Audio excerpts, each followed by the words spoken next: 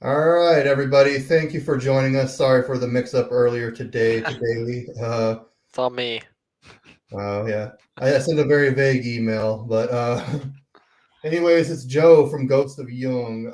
Today we're going to talk about his book, Marble and Sculptor, and also the contents of his channel, which you should check out. I have everything linked below. Definitely check that out and subscribe to his channel. Joe, would you like to introduce yourself to the people? Yeah, I'm Joe, Ghost of Jung, INTJ 5.6. Professionally, I'm a recruiter, but my passion is type. And recently wrote a book, Marble and Sculptor. It's basically my personality manifesto. It's my pitch for type. Um, I'm not going to try to sell you on validity and reliability and things like that. I'm basically just saying like how I got into it, my journey, why I think type's important. Um, I have like a resources section at the end where I kind of talk about people I really admire and things like that. I really talk about the TE application of type and the corporate world and things like job descriptions and hiring and how we can interview better and places where type isn't usually applied. I try to apply it. So that's me. My channel grew from just a place where I would dump content, just put content there, to like, oh, I can craft something here. So it changed a lot. So um, yeah, the Ghost of Young is my channel, and I also aspire to someday be, the Ghost of Young. I admire him, but I don't think I'll ever be that smart. Yeah, he is insanely brilliant. I read him and I feel really dumb. Yeah, Yeah. God. All right. I guess we'll go ahead and jump into it. Go ahead and check out Ghost of Young, buy his book. I sent a little thing out there, Thank you. view it and everything like that. I checked it out personally. It's very well written. All right. So we'll just go ahead and start with the questions. hmm What is it like being an INTJ in your shoes?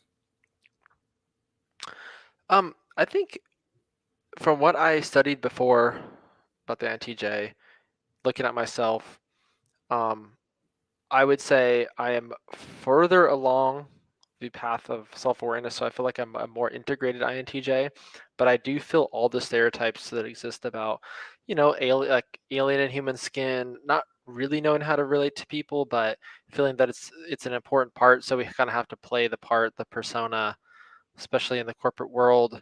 If you want any relationships, if you want to build a business, you have to do all the things that INTJs aren't good at. That's just the fact of life. If you want to have people work for you, if you want to have people like you, sitting in your ivory tower was one thing that I had to climb down from and actually engage the world and realize that like, there's a lot of gifts people have that they're better than me in a lot of ways, and embrace them. So um, I think uh, I do think there was a little bit of arrogance, like once I got the type, like that's me, and then I kind of sat back on that. But I've said this in another actually when I first met you on Joyce's podcast, I said it's all about what you do with your TE and I. It doesn't matter if you have to apply it to the world. So that's been my growth path the last 2 years. Yeah, applying your NI to the world can be kind of a scary thing for an INTJ because we got a lot of weird looks a lot of times. So you have to be Mm-hmm. pretty realistic and kind of, I guess, swallow that grain of salt there. Mm-hmm. You got it. And and I'm 38 and I'm still struggling with a lot of the things that you do talk about on your channel, which I want to talk about. You Yep. do talk about a lot about employment and business on your channel. What made you want to kind of tackle that niche? It just was so relatable to me. It was like overflowing with things that I could relate to and things that I had observed. Um, so much of the business sections in bookstores or what's popular is strictly TESI books, like how to get organized. And it's like, yeah, but that only applies to other TE users, or like other users might, like an INFP might buy it, get really motivated, and then put it away in like a month and never do it again. But I feel like they were applying the same model over and over. It's like, make a checklist, get motivated, put a sticky note on your bathroom mirror and just look at it every day. And I was like, that stuff only works for a small population, and I thought type could apply to everybody. and the corporate world to type felt interesting to me because I didn't think we needed another type book about Jung or what the cognitive functions were. I think we needed to apply it somewhere else. So I chose that niche. I think it's a very good niche there. Yeah, like I think I agree with you. It's just very like one dimensional, these like self help books and stuff like that, and it doesn't really apply to everybody.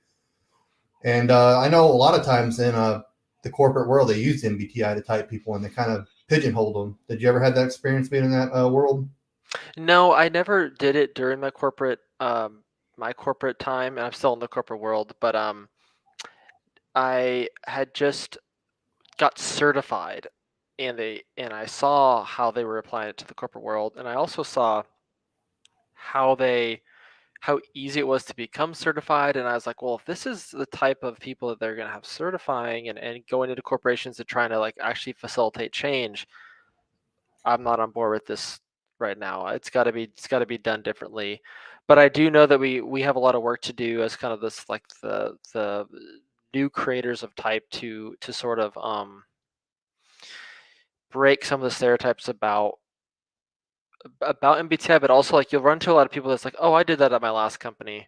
Yeah, it didn't work. And then you have to like break that down and then rebuild people up and get past the like anti MBTI thing. And you kind of have to fight against DISC and strength finders and stuff like that. So you think it's been pretty harmful in the past? I know they just kind of like type people, and I know the like any typing model can be wrong, especially MBTI, and they kind of people like live their life the wrong way, really, right? I've heard that. I mean, that's what I've heard. So you bring up a really good point, which is like there's a lot of content about other content where it's like this person isn't that type, they shouldn't be giving advice because it's harmful. If that person is typing you Jeff INTJ but you're an INTP, like that's bad and that person should be shunned and banned. And I think um, perhaps that exists in the corporate world where someone takes it, they get ESFJ and they're not, and then they live their whole life trying to apply that to themselves, but they like, I got it in a corporate setting, so it must be true. You're right, but it's like I don't know. I guess the a gun is a tool. It can be used incorrectly. A knife is a tool. Type is a tool. I write that as well. We can use it incorrectly, so we have to kind of we can take that risk. Yeah, for sure. In the beginning of your book, Marvel and Sculptor, you talk from you're referring to a talk you had from Eric with talking with famous people, and he said that MBTI is a metaframe and a giant framework from which we all other things can be plugged into are consistent over time. More importantly, he said that the tool is the only tool that doesn't attack people using categories like race, age, gender, and class. It's a holistic way of discovering somebody or describing somebody without imposing a negative stereotype. Hmm. So wouldn't you say that there are negative stereotypes? Like INTJs definitely have our negative stereotypes, as each type does. I would say that, yeah. Um, the model itself, as a static thing, does not impose. I would not say it imposes negativity onto somebody. Um, I mean, it's fair. It's fair. I'll give it that. It was like, hey, you're strong here, but you're going to be weak here. There's always going to be a balance. So what happens is you get, for example, you get the intuitives that largely are in this community imposing their view on the sensors that the sensors not that smart, they don't see things, they don't see past what's in front of them. I think that's where the negativity comes out of it as well. I mean, say what you want about Eric. I think I get Eric. I get his shtick, his ENTP, like what he's about. But I do think that's a brilliant point. That's like try to find a scenario that exists in your life where you can't apply type to. And I've struggled with this. I can't think of it. And where you can't say, oh, that reaction was a TI reaction, or even as broad as like, oh, that country, that's an ESFP country. You just everything applies. I mean, Jeff, do you think that there's something outside of type, or do you think it is the metaframe? Yeah, I agree. I think type is the skeletal system of our psyche basically, but there's definitely a lot of experiences and past traumas and point of views that kind of fulfill a person and make them whole. So it definitely isn't everything, but it's a skeletal system. I like to consider it. Yeah, and that's why I like to layer the trauma stuff, the Enneagram, on top of it. If you've been into that at all, kind of helps fill in the gaps where type doesn't fill in, like doesn't perfectly round out a person. What type of Enneagram are you? I kind of bounce between a 5W, a 5-wing 6, 5-wing 4. Yeah, I'm a 5-wing 6. It's the lamest archetype, the problem solver. Yeah. It's like, can you get a better archetype than that? All the other ones are cool, but I've resonated with that. I've read 3 or 4 Enneagram books. I do think it is the perfect accessory to type. Just be like, well, why are you like a weird INTJ? Oh, it's because you're an INTJ 1 or you're an INTJ something. And it's like, oh, that makes sense. And fears, traumas, family issues. Yeah, that's what it gets into. Yeah, I haven't got too much in the trauma aspect of it, but I definitely read a couple books on it myself, and I'm far from considered an expert on it, but I'm Mm-hmm. definitely learning about type still. I think there's a long way to go. Oh, yeah.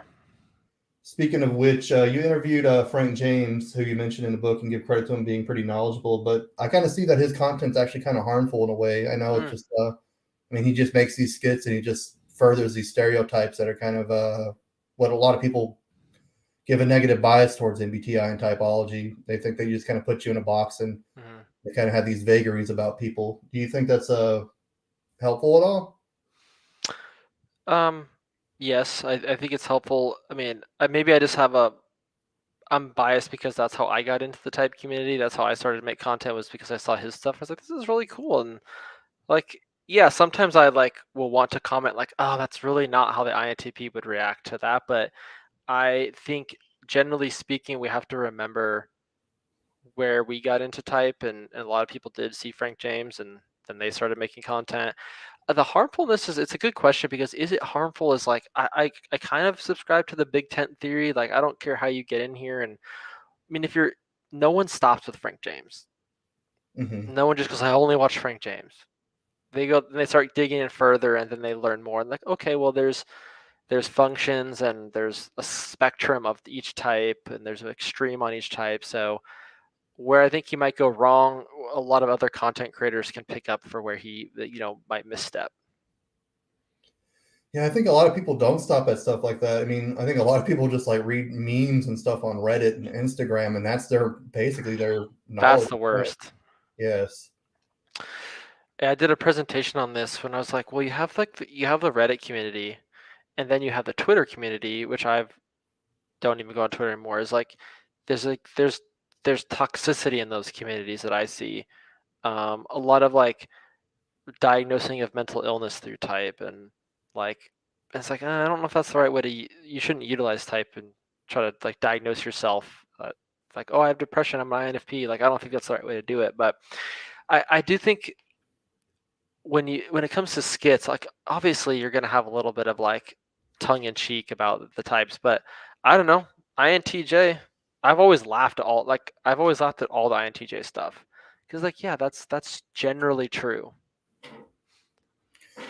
Yeah, yeah. There's a running joke in the Discord server that if you're depressed, you're an INTP. If you're evil, you're an INTJ. So I wonder where I wonder where evil comes from. Like, is it just because we're so bad at FE that like we don't even realize that we're being evil? Like, I wonder where evil comes from. Like, what function makes us evil? yeah, I definitely think it's FE trickster and probably SI demon. That's fair. I think they're the people functions, basically the people pleasing functions, and we kind of lack Hmm. those. And just a stereotypical comic book villain is, an INTJ, or like Doctor Doom and Thanos and all these. Yeah, it is a it is an ethos that the INTJ carries. The problem, I like to be, I'm very critical of INTJs because I'm one. I like to be extra hard on us. Is that Mhm. um I feel like there's some people that get typed INTJ, and they must live up to the persona of the Yeah. INTJ.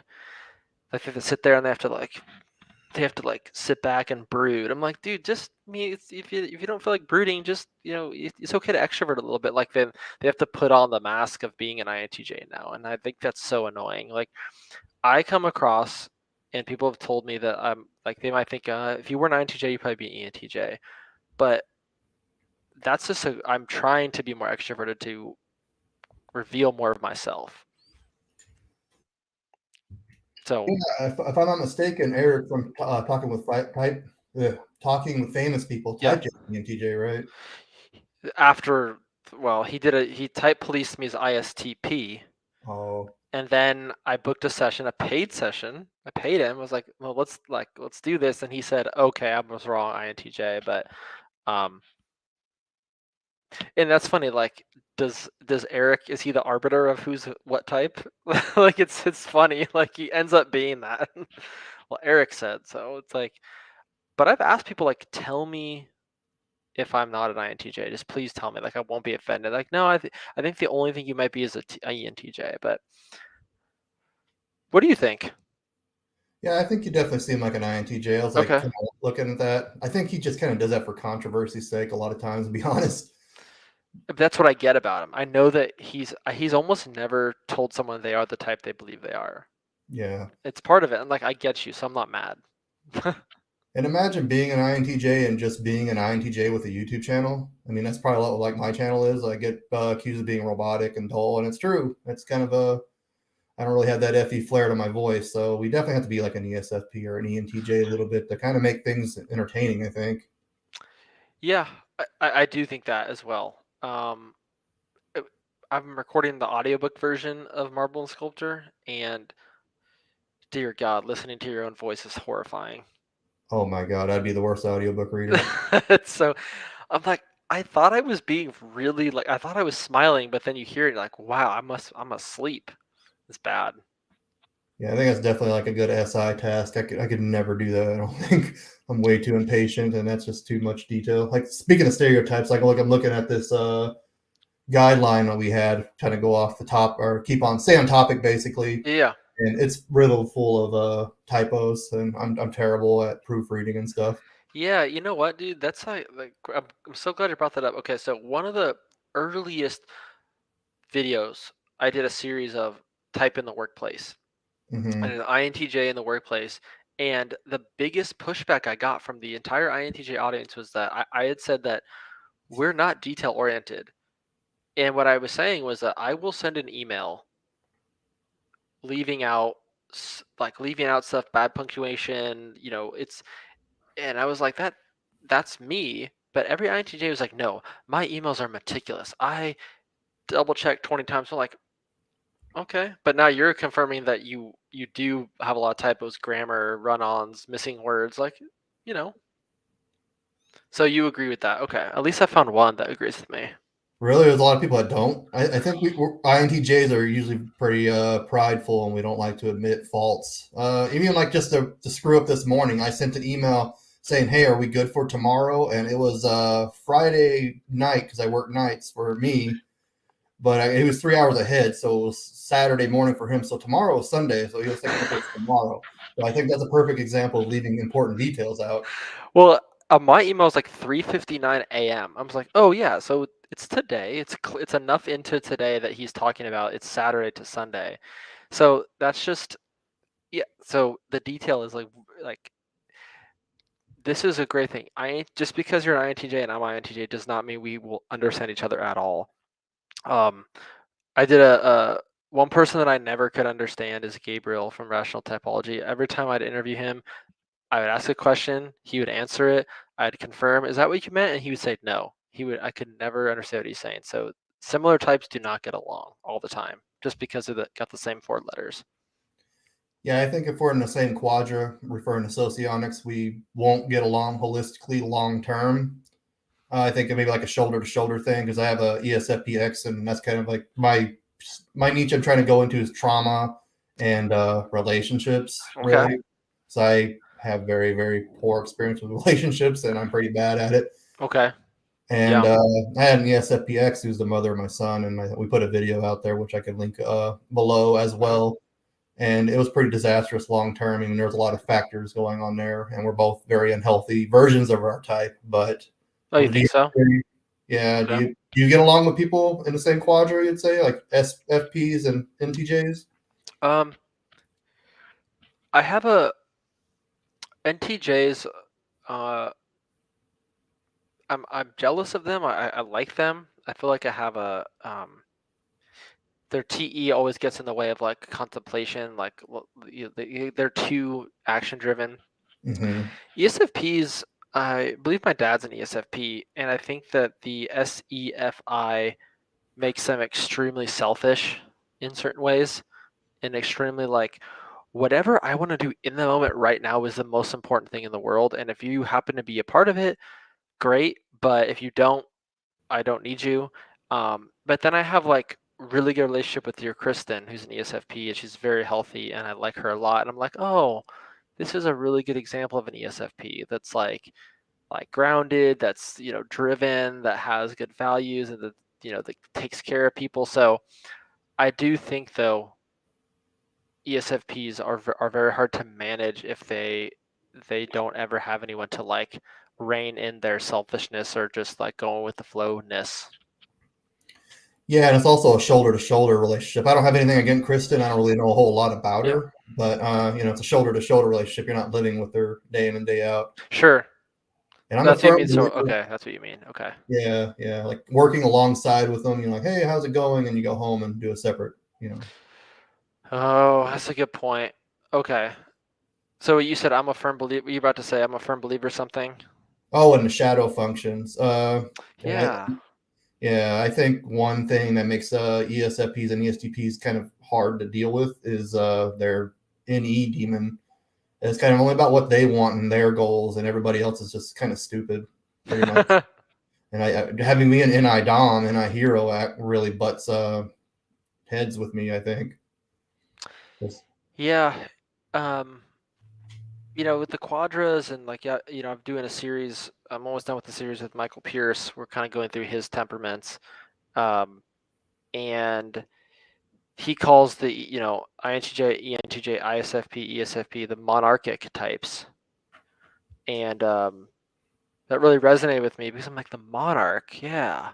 But he says like they tend to be fundamentally condescending types, and they tend to be types that they are the singular vision, and they're only their vision they receive, and then they go forward with that. And I can see all the types within there being hard to deal with if they're a slightly bit um, underdeveloped, unhealthy, in a bad place in their life. They could be almost unmanageable. For sure. I think INTJs are probably one of the most difficult types to get along with for anywhere. Have you ever worked with an INTJ in the corporate world I or any of the have, board? yeah, I have a couple. One guy's actually I met him in the corporate world. Is still a good friend of mine today. He was much more he was much more NI, so he was very contemplative. He wasn't very driven to like build or grow something, but he was very very smart.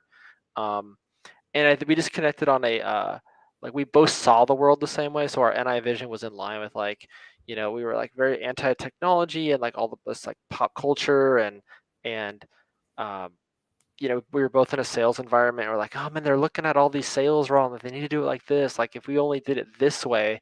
So we really bonded over our vision. But that was lucky that if we didn't agree, I would have never talked to him one more day than I had to. Yeah, I never worked in a corporate world. I could see that very daunting and overwhelming. But I did work at this job at an airport, pretty basic job of parking rental cars. Yeah. And then these two other INTJs, and it was kind of weird sitting in a van with them alone because, like, Yeah. has there ever been a time where there was three INTJs alone in a van and they rubbed everyone the wrong way? I rub people the wrong way because I'm just very quiet and introverted because I do have Yeah. a avoidant personality disorder, so I have extreme difficulty communicating with people. But it's just hilarious to watch them. They're sitting there complaining about everybody, how stupid they are, and how much better they are than everybody. Then everybody's like, man, those guys are assholes. And they think Yeah. they know everything. And we just have this complete divide, it seems like, with other people when we're pretty immature. I swear that was me. I mean, I'm 32. I'll be 33 this year. Before I knew I was an INTJ, that was my attitude. Yeah. Like it's an aristocratic monarch viewpoint where we are superior than everyone else. But then like we see people accomplishing things that we don't, and we're like, well, if I was in that position, or like if I was in charge, it's like, but you're not, and you're not gonna put.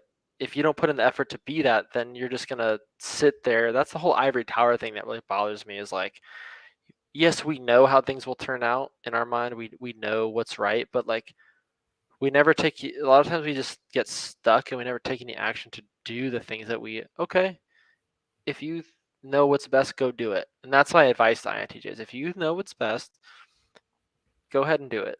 And then they're like, well, and then they waffle. I'm like, okay, well, the ESTP is out there doing it. He doesn't know what he's doing, but he's doing it. You know what I mean? Like they're out there Yeah. doing a thing. Yeah, I was typed by an OBS system as an ESTP, which I thought was an interesting result. Objective personality. Yeah. So Dave and Shan typed you. It wasn't Dave and Chan. It was a cognitive resolution team. Benjamin, I don't know if you're familiar with his channel. He's associated with it. The Applebaum or Benjamin Tasterik or something like that. Test. He's a Okay. Hebrew guy, Jewish Yeah, guy. yeah, yep. I know who he is. Okay, I've seen his Yeah. videos. Okay, so he typed you as ESTP because of what? Was there an analysis of that? He didn't type me for ESTP.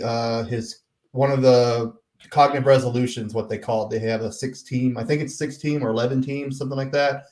And they basically give you a set of questions and they put you in front of a camera, which I don't really understand because there's no interaction with another person. That's how I type, is communication wise. Got And you it. answer them and they basically they type you how you answer.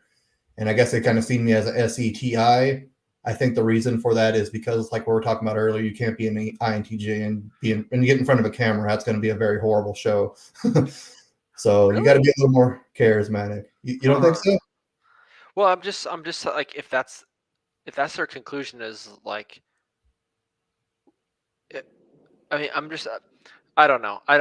I've never tried to learn their system, so I don't know if they have some like they've unlocked something that Jung didn't. But like, do they are they assessing you by your affect? They Or are. I mean, which no, they do. They see that I'm a thinker because I'm leaving emotion out, but I don't have a shred of FE in me. I don't see where they get FE from. They kind of see me as not a looper or jumper, as they call it, because they say that some people use their first and third function rather than their first and second. So they're saying right. I'm a SE Dom and I use TI more than FE. And they say that I use my NI a lot more than an ESTP normally would.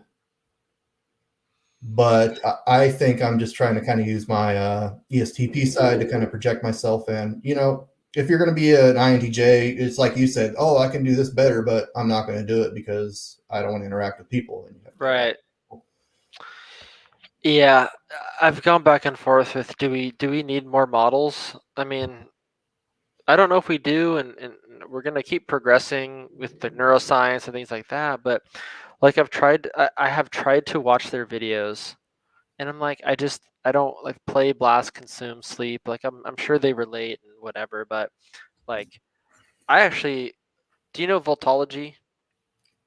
Say it again. Have you heard of voltology? I haven't. No. It's basically like there's a I got typed by a guy named Auburn. His name is Juan Sandoval. He runs a site called Cognitive Type, and he does this thing called voltology, which is basically just typing by the face, your affect, Oh, the things you do, your eye movements, the way you sit. It's actually it's so fascinating, and there's a lot of research behind it in the field of what's called embodied cognition. But I like that. It's less scientific, but it's like, well, certain types might move their hands and like sit a certain way and like do stuff like this or like, whatever. But do we need more models? And I'm not sure we do. I don't think so. I think things are convoluted enough. We need to figure out a way to prevent errors. And I mean, you kind of need on the same page, if anything. Yeah, and that's why I get really jaded about people that are trying to repackage and then sell you something that's Jung already did and Isabel Myers already did, and the type is already done, and there's been so much research, and people are like, no. We're not calling the INTJ the architect. We're calling them you fill in the blank, and we're going to sell you this like course it's all scientifically backed, and then every time you read into the research, it's like based on Big Five, which is really based on MBTI, which is really based on Jung, which is really based on like Greek and like all the melancholic and phlegmatic and all that stuff. So I'm like, okay, well, you just repackaged it and now you're selling it for really expensive, and that's where I think it's disingenuous. Yeah, I think the OBS model is pretty much like you're typing yourself backwards basically and kind of let us do it. Like I don't know a whole lot about their system. I was learning about it a little bit here, but it's just so convoluted. Yeah, it's hard. I mean, good for them, but I just haven't spent enough time to try and learn it, and I don't think my brain has an. I tried to learn socionics. It's too hard.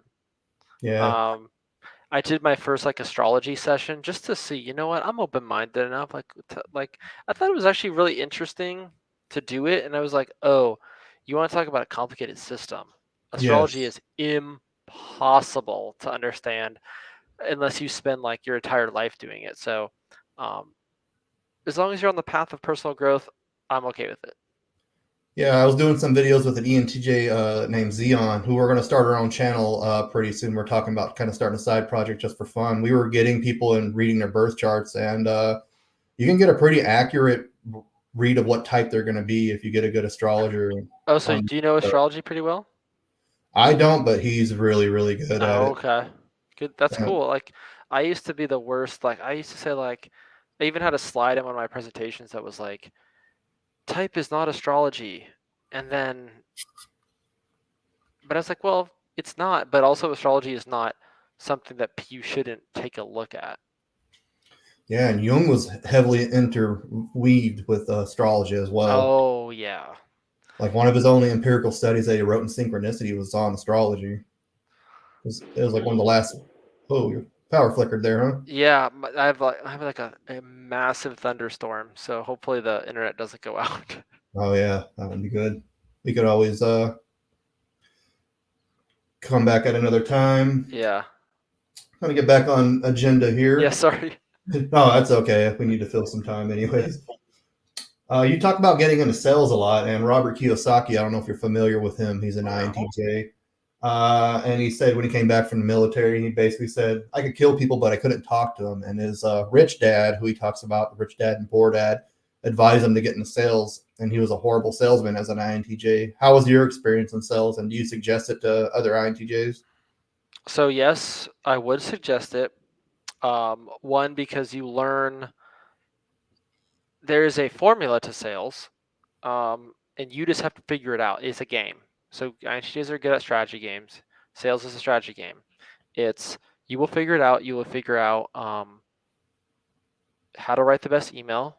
You'll start to templatize things. You'll start to templatize your intro, your pitch, your if they say this, I'll say this.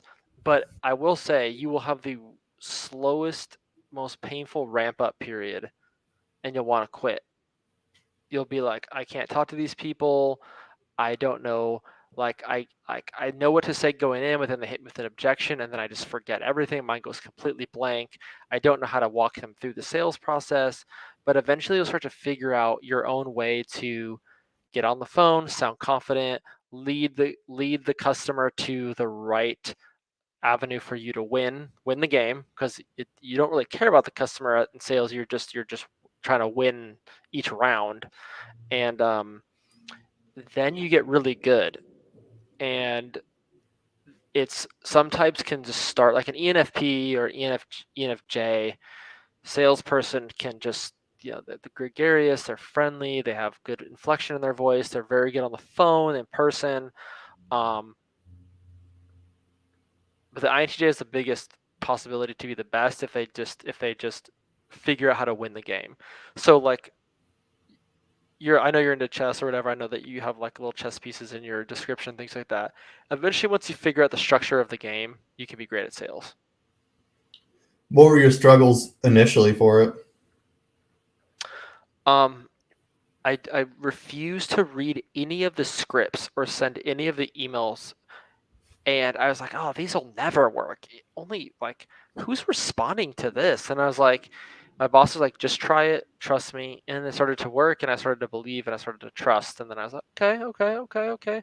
Just because I wouldn't respond to this generic email doesn't mean someone else wouldn't. And then I started to trust the system, the process, and um, it was the kind of fear of rejection, or like INTJs. I feel like we stumble over our words a lot, and when you just sound dumb on the phone. And candidates or salespeople are like, yeah, or people that you sell to be like, yeah, no thanks, Yeah. no, it wasn't. You just don't come across as confident. Yeah, I definitely stumble across my words a lot. And Yeah. just a quick reminder, segue, if people at home, if they're watching and they have questions, go ahead and type them in the chat and we'll get to them eventually. Mhm. I used to work at a call center of all places, and I was so terrible at it, and I hated it, and my heart was not in it. It wasn't exactly a sales job, but man, I was so bad at it. Yeah, that's. I've been in call center, 250 calls a day. I read about this in my book, like sales and selling products you don't like, you don't believe in. You're like, does anyone even need this crap? And because you're just young, you have no idea what you're doing, and it's the only job. I feel like INTJs are extremely slow starters in life. Exactly. I definitely think Linda Barron's interaction style is a big missing piece of the typology puzzle, Mm, and yeah. we're uh, see it through types, and we can't really get things started. Like starting this YouTube channel has been a very difficult journey for me, and I think I'm finally starting to flesh things out. But I'm just spinning my tires here. But what It has it takes been a like? while. Yeah, Takes a long time. Yeah. Like I said, like other types will just start and go, and then they'll change and they'll pivot throughout. We might get stuck in this perfectionism or analysis, or like we post something, get one negative comment, and they're like, oh my gosh, like my ego, and then you just stop doing stuff. And yeah. We just have this NI vision that has to align with our FI, and if it doesn't, it just doesn't, and we have a yeah, hard time choking that down. yeah, that's it. And then we can get like, then we can think, well, maybe I'm a P type because I'm not following through on anything. Like you start stop, a lot of start stop efforts, a lot of false starts happens a lot with INTJs. Yeah, I don't really subscribe to the MBTI P and J types. I think INTJs are naturally perceivers because we lead with NI and it's a Hmm. perceiving function.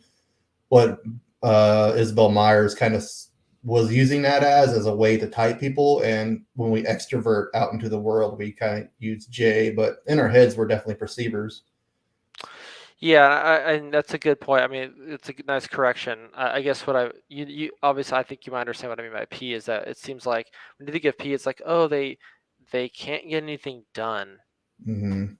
But I it is, so that's like one of the problems with the system. But I don't even want to get into it. But you make a good point. Yes, you're right. We are naturally perceivers, even though we're J's.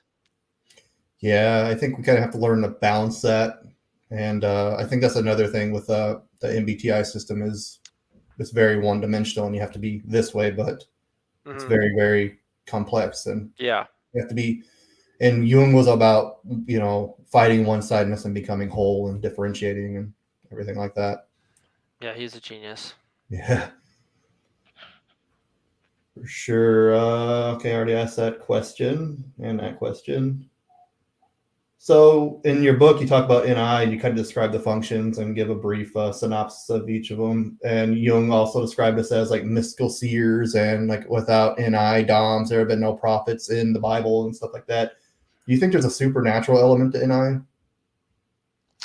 I love that word supernatural. It's I don't think we should use that word, but it does feel like it sometimes. I just think it's like, some people are mediums. They have extrasensory perception, or they can see ghosts, or they have like a tingly feeling about something, like a premonition. I feel like NI is just people that are NI DOMs have a better level of um, ESP or whatever. Like they're more connected to premonition. They have premonitions more often.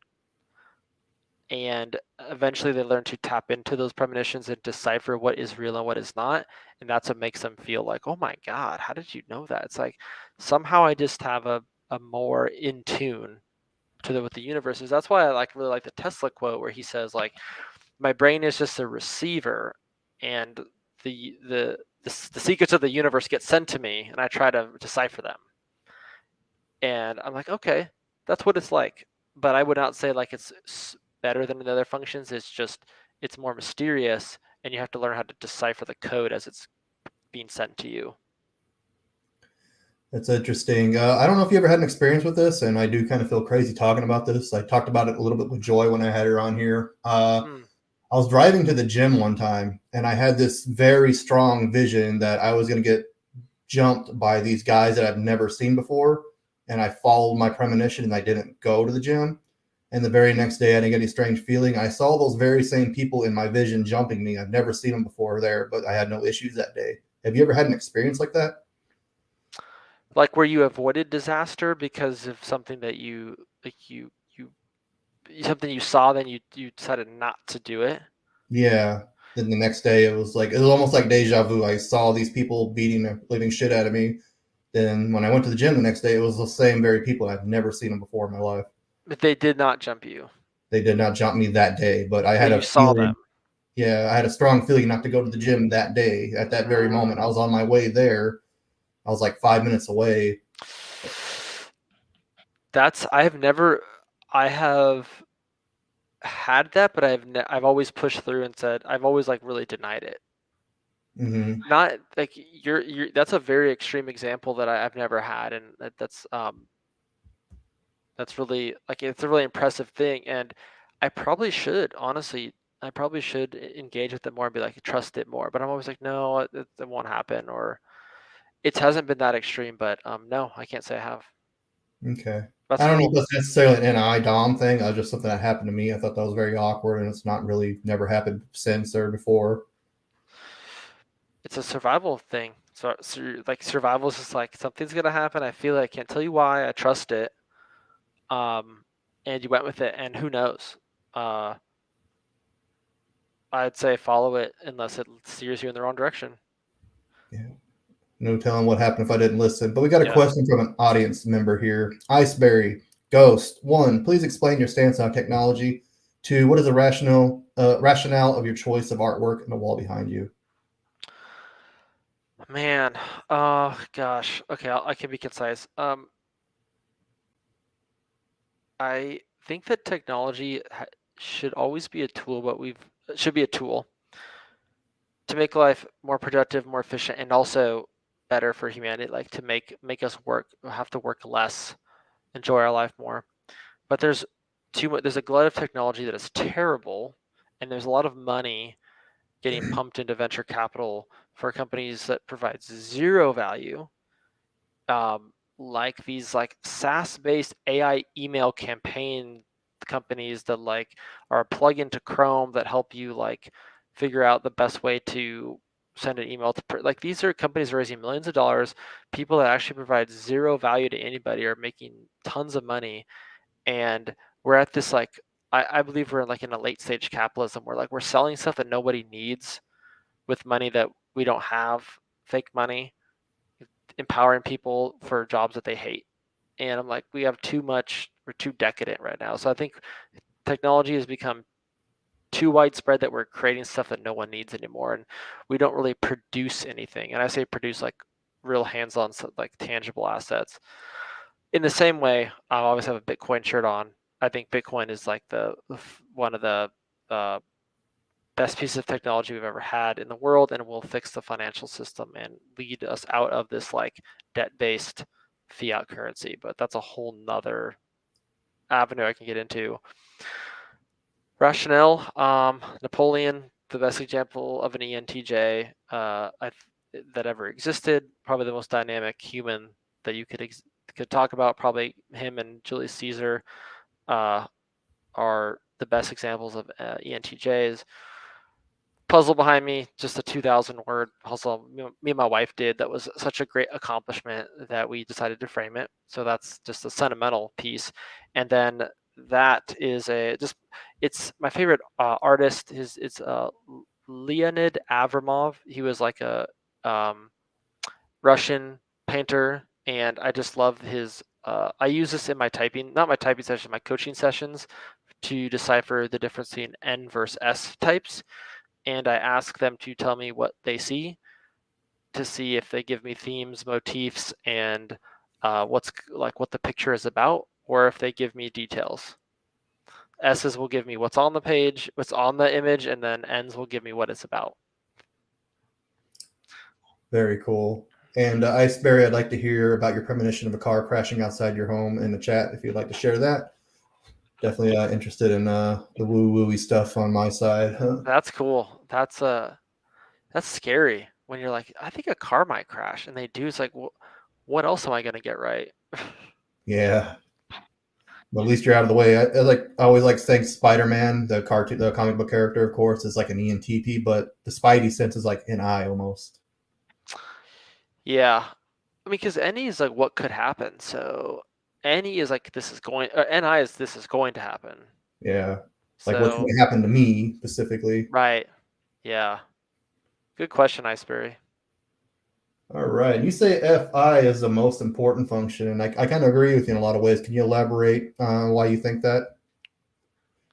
I think it's the thing that motivates people. It's the thing that gets you out of bed in the morning. Every type has a motivation, no matter where it resides in their stack. If I was coaching somebody, or I was like trying to help someone with their business, or just like talking to them, I'd be like, well, what is the thing that you would die for, or what is the thing that you would like protect at all costs, or if someone violated this ethic, or this, like, if you were talking to somebody and they said this, like, what would that be, where you would just get like homicidal, and like that's your FI coming out. It's like that's your value system. But you can really use that to figure out when people are not motivated, or they can't figure out what they want to do in their career, or what they would like just do anything for. That's your FI. So I feel like if you can tap into that, then you can, no matter what your type is, you can somehow just all of a sudden put massive amounts of action towards that, towards whatever you're trying to do. And that's why I think FI is one of the first things you need to figure out about yourself or others. Like, what's the motivating driver? And then we can figure out all the other stuff.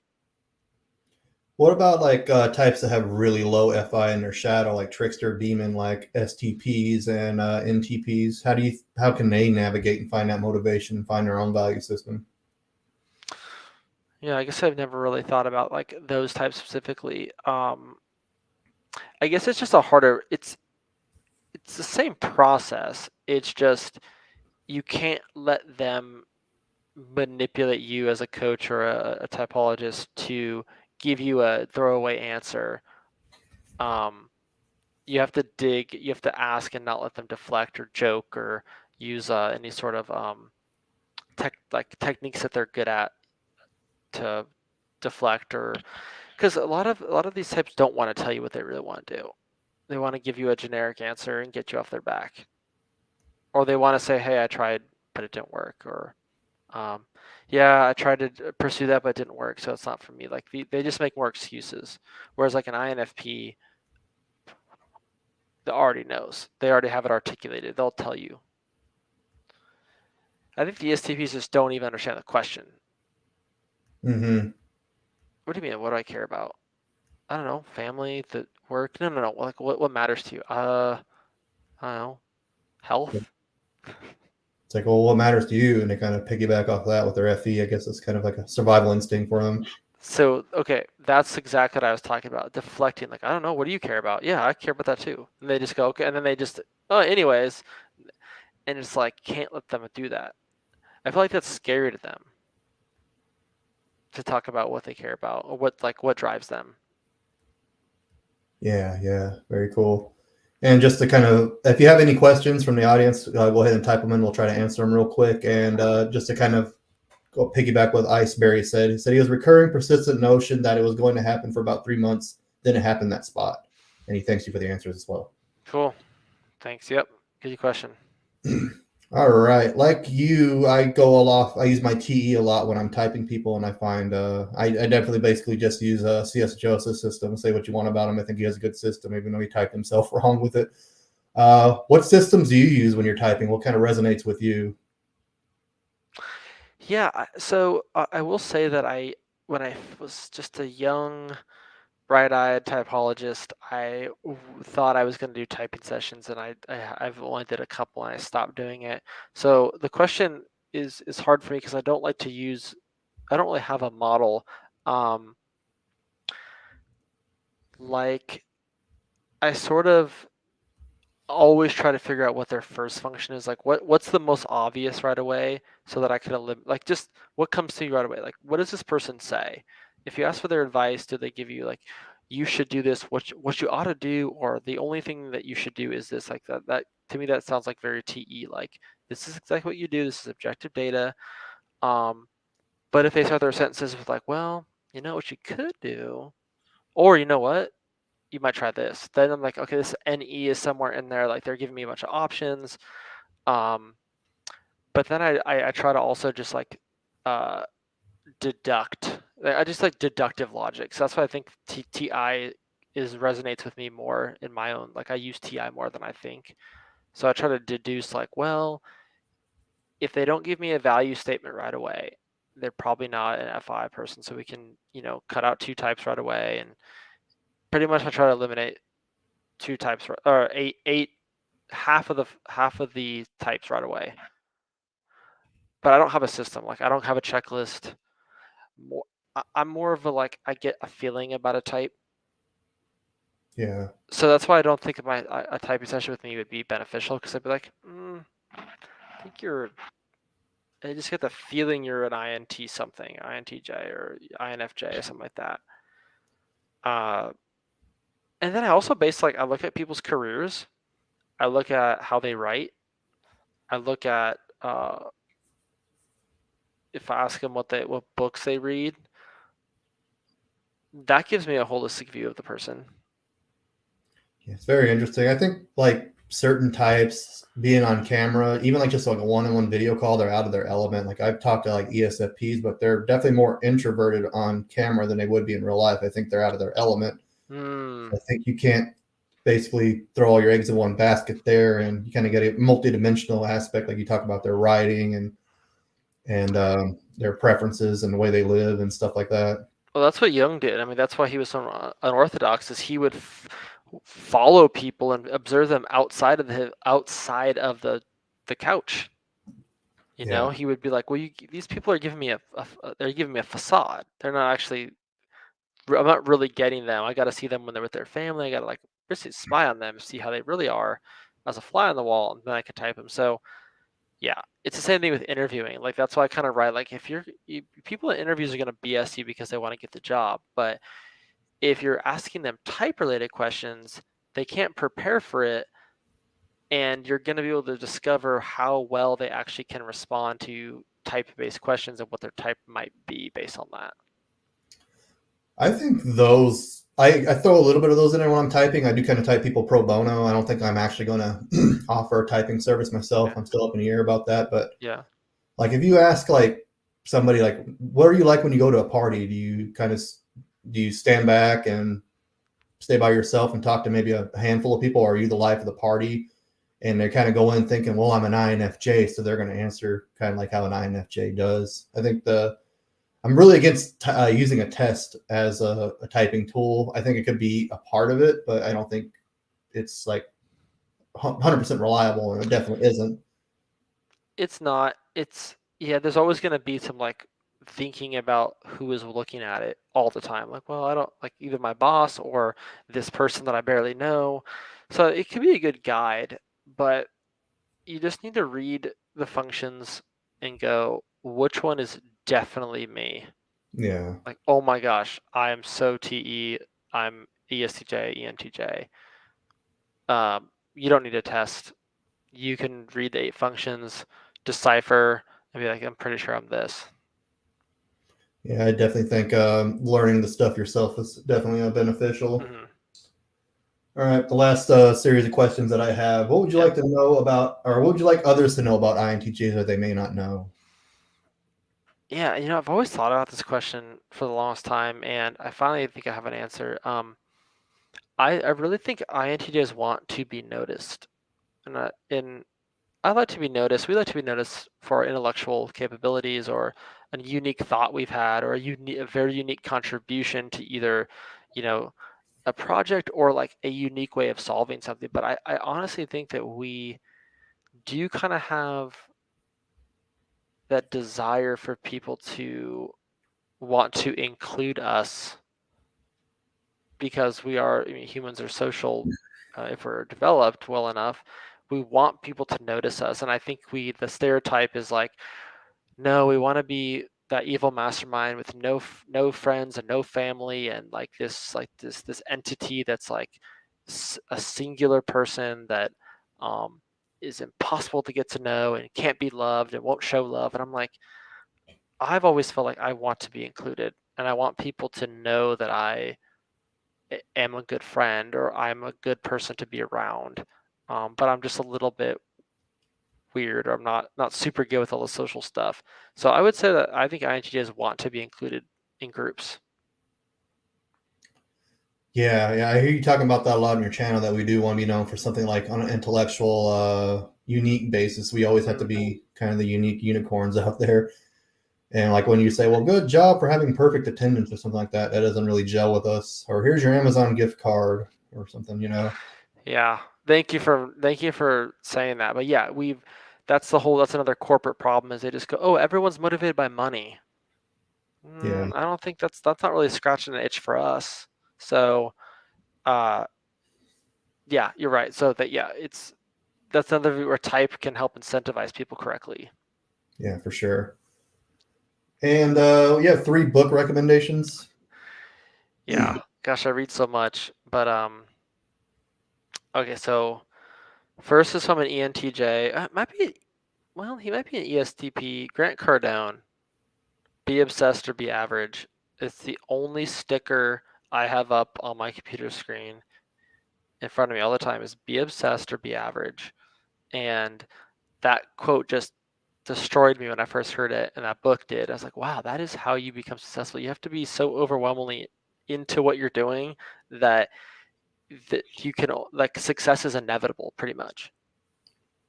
Um, I think he's an ESTP or ENTJ. I don't know. Second is The Will to Power by Nietzsche. Um, that's another one of just like it's totally an NITE book. It's totally offensive, would never be politically correct in today's world, but it is something that INTJs should read and go, wow, this guy gets it. We have to, the strong must survive and do what strong things do and create a better world. Um, and then the third one is a book that is hard to get. I had to like order it. Couldn't even get it on Amazon. It's called Stop Reading the News, and it's by a guy named Rolf Dobelli. I think he's Swiss, but it sold me on why not having any knowledge of what's going on is beneficial, and there's no news that exists today that is beneficial to you as an individual, and how much brain power, time, emotional energy, and resources are devoted to the day-to-day monotony of politics, weather, the stock market. You as an individual cannot affect one thing about it, so don't even try pursue your own goals. And I was like, dang, because I used to care so much about. I would follow day-to-day Twitter politics. That's how bad I was at. Like I cared. So all those books changed my life. Very cool. I've never read any of those books. I definitely have to check them That's all out. right. And Yeah. and I mean, like in the Stoic philosophy, I can't call myself a Stoic, but one of their big philosophies is don't worry about things you can't control. And I think not watching the news is definitely a big step to that. Yeah, that definitely coincides. And obviously a lot of the Stoics are I don't know what the Stoics are. I mean, Marcus Aurelius, what's his type? I think he's an INTJ. You can definitely read Meditations, and you can see that Yeah. he doesn't like people. He tries to force himself to kind of accept people as they are. Yeah, I've read that. I haven't read. Yeah, I've read him. I've read. I don't think I've read any other Stoics, Yeah. but I know that I think a lot of them are INT something. Yeah.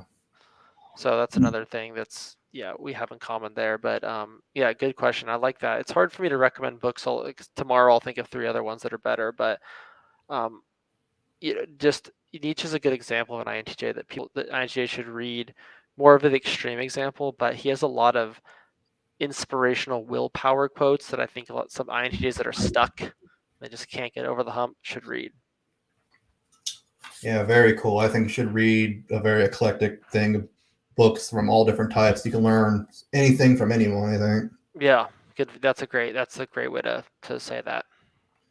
All right. I think I'm gonna hit this thing home. Do you have any last questions, last minute questions or comments? No, I don't have any questions. I think I thank you for having me on. I know you have a small channel that you're growing, but just keep at it. And thanks for providing I think that the INTJ trauma or INTJ viewpoint of trauma that you're taking is beneficial.